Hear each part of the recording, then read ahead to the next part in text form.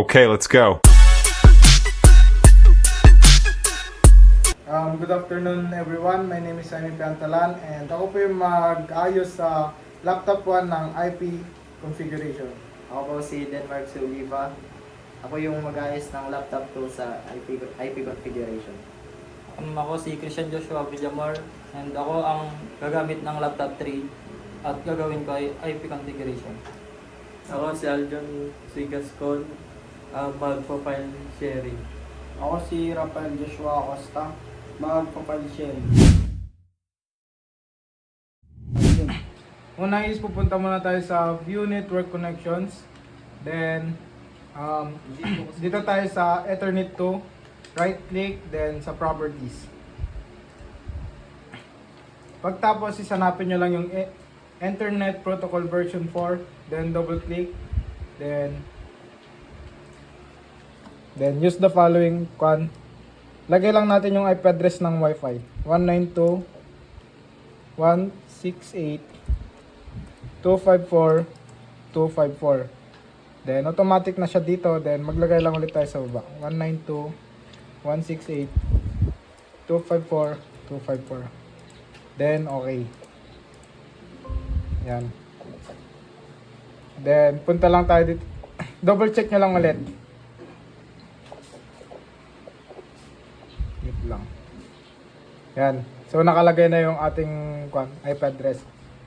Then dito naman sa network and internet is punta lang tayo dito sa network and sharing entry. Then itong sa change advanced sharing setting. Then on lang natin to lahat. Then sa password protecting sharing is dapat naka-off. Then yun, pwede na.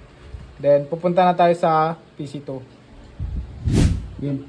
Dito sa PC2, punta din tayo doon sa kanina. Sa dito.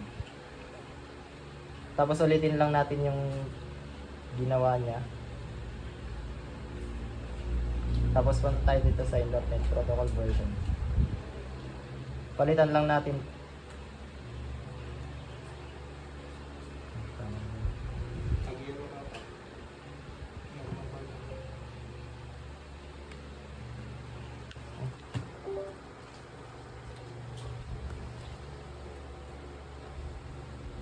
Yun po. Tapos punta din tayo dito sa network and internet. Network sharing and center. Tapos set up a new connection. Ay, mali ka yan. Pwede ka yan eh. Bangit. Change advanced sharing settings. At tapos i-on lang natin to. Tama ba? Ay, dito. Dapat naka-on lahat ito. Tapos dito din. Tapos dapat naka-off yung password protect sharing. Ayun lang. Yan lang po sir. Punta na tayo sa laptop 3. Okay, ito yung laptop 3 and pupunta tayo sa View Network Connection. Gaya nung ginawa nung dalawa sa laptop 1 and laptop 2. Punta din tayo dito sa Properties. Then hanapin natin to, Internet Protocol version. Then ito, ilagay lang natin tong IP address. Then itong default gateway.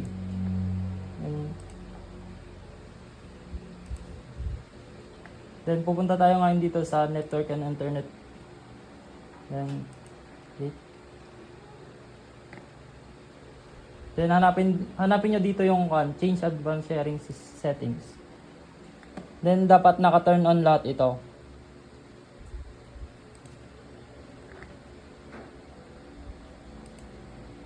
Then pupunta na tayo ngayon sa laptop 1. So dito is gagawa naman tayo ng files para sa pag-share ng files sa ibang laptop. Dito na tayo sa documents. Then create lang tayo ng new folder. Yan. Then pangalan lang natin ng my files. double S. Yan. Pagkatapos ay lagay lang natin itong mga dito. And yan.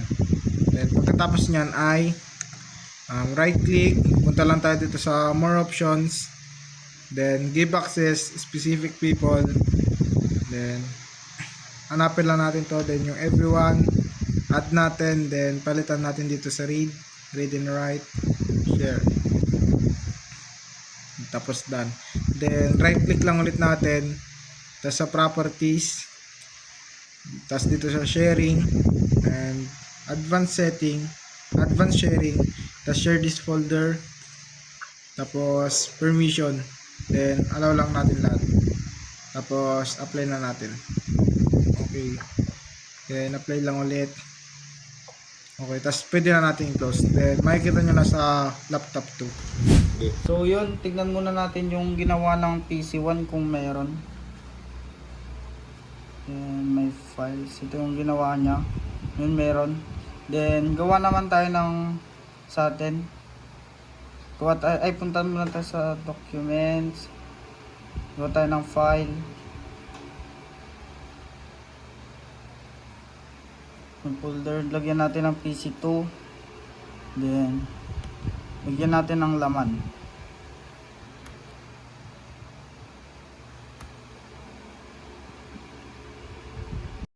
Then punta muna tayo sa sa give access specific people, then everyone, add, tapos ito read and write, then share, and done.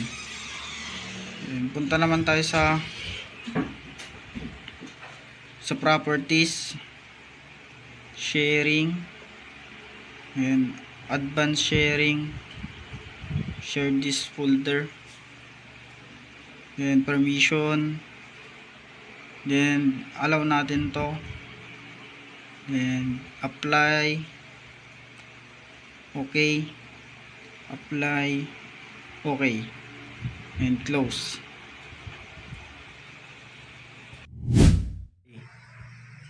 So ayan po, titignan po natin kung na-access na yung ginawa ng laptop 2.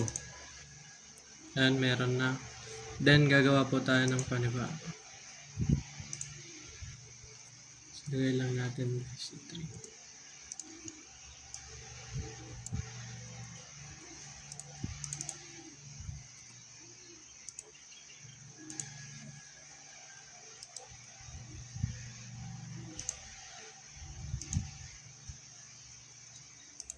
Dito ilagay nyo everyone. Dito read write. Share. It's done. Properties, sharing, advanced sharing, sharing this folder, tapos permissions, ito i-allow lang lahat, apply, okay, apply, okay, let's close.